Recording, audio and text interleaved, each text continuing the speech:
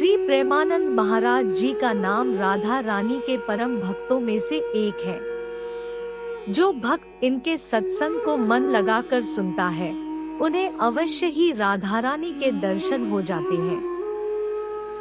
परम पूज्य प्रेमानंद महाराज जी का जन्म कानपुर के एक गांव सरसों में एक ब्राह्मण परिवार में हुआ था। महाराज जी का नाम अनिरुद्ध कुमार पांडे है। इनके पिता और दादा दोनों की सन्यासी थे। इनकी मां धर्मपरायण थी।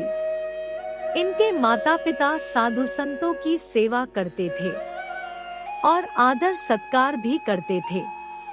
कुछ समय में ही महाराज ने कृष्णा भक्ति का रास्ता चुन लिया और श्री कृष्ण गोविंद हरे मुरारी का जप करना शुरू कर दिया।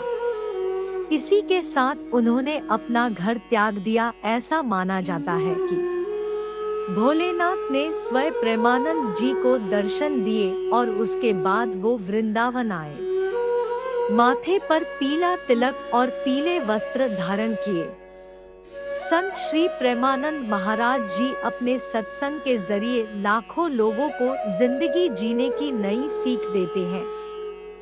संत श्री प्रेमानंद महाराज राधा रानी के परम भक्त हैं और कहा जाता है कि श्री प्रेमानंद महाराज जी का सत्संग जो भी मन लगाकर सुनता है, उसे राधा रानी के दर्शन होते हैं। साथ ही जो भी उनकी बातों को अपने जिंदगी में लागू करता है, उन्हें जिंदगी जीने में एक मार्ग मिलता है।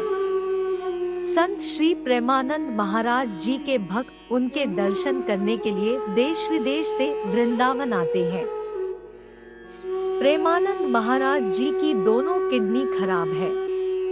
प्रेमानंद महाराज जी की 10 से 15 सालों से दोनों किडनी खराब है। दरअसल श्री प्रेमानंद महाराज जी को पॉलीसिस्टिक किडनी रोग है और इस वजह से उनकी दोनों किडनी खराब हो गई, लेकिन इसके बाद भी वो स्वस्थ है। संत श्री प्रेमानंद महाराज जी जहां सुबह के समय वृंदावन की परिक्रमा करते हैं और इस दौरान कई लोग सुबह के समय उनके दर्शन करने के लिए आते हैं, तो वहीं वो रोजाना भगवान का स्मरण करते हैं। संत श्री प्रेमानंद महाराज जी कुछ ही घंटे सोते हैं और सुबह 2 बजे उठकर वृंदावन की परिक्रमा करते हैं। वहीं संत श्री प्रेमानंद महाराज जी इसके बाद वो 4 बजे से 5 बजे के बीच भक्तों के साथ सत्संग करते हैं। वहीं महाराज 5 बजे से 6 बजे के बीच राधा नाम कीर्तन भक्त नामावली और इसके बाद 9 बजे श्रृंगार आरती का आयोजन करते हैं। इसके बाद दोपहर में संत श्री प्रेमानंद महाराज जी दैनिक वाणी पाठ, संध्या आरती और सत्संग करते हैं।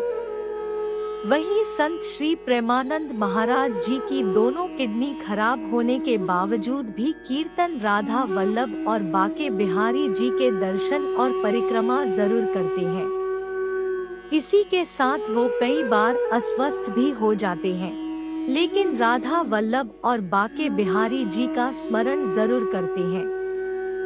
वहीं कई हजारों भक्त महाराज जी को किडनी देने के लिए आ चुके हैं, लेकिन महाराज जी का कहना है कि उन्हें किडनी की आवश्यकता नहीं है। मैं पूरी तरह से स्वस्थ हूँ। शरीर को जितने दिन चलना होता है और जैसे चलना होता है चलता है।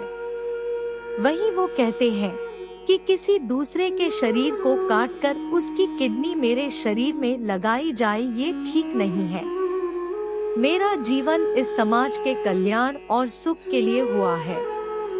जो मैं कर रहा हूँ, मैं अपने सुख के लिए किसी को कष्ट नहीं दे सकता। इससे अच्छा है कि मैं मर जाऊं। इस रोग के बहाने मुझे श्री कृष्ण जी का दुलार मिलता है। मेरा ऐसा मानना है कि यह रोग मुझ पर कृपा कर रहा है, क्योंकि आज मैं अपने आप में असहाय हूँ।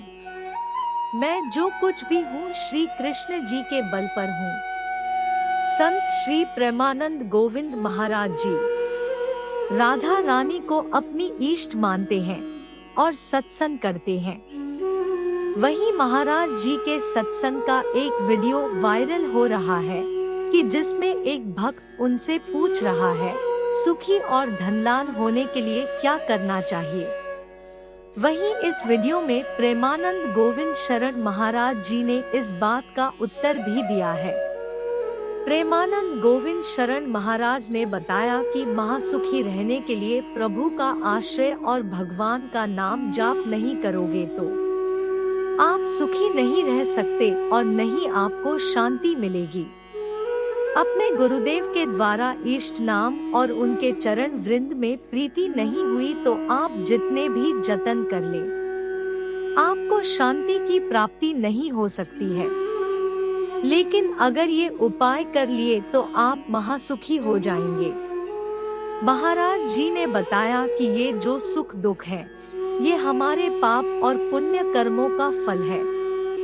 अगर हमारे कर्म सही है तो आप कहीं भी चले जाएं, आपको सब जगह आदर की प्राप्ति होगी। वहीं अगर आपका कर्म बिगड़ गए तो आपका कोई आदर नहीं करेगा। इसलिए कुछ भी कर लो, अगर आप प्रभु का नाम नहीं लोगे आपको कहीं शांति नहीं मिलेगी। इसलिए नाम जप करो। वहीं महाराज जी ने आगे कहा कि संत भगवान का ज्वलंत तेज होता है, जिसके सामने आने से व्यक्ति की सारी बुराइयां मिट जाती है। इसलिए हर संकट से बचने के लिए हरि का प्रवचन करें और संतों के निकट जाने से भगवान की प्राप्ति होती है। इसलिए किसी व्यक्ति का बुरा मत करो, इसलिए तुम्हारा बुरा नहीं होगा।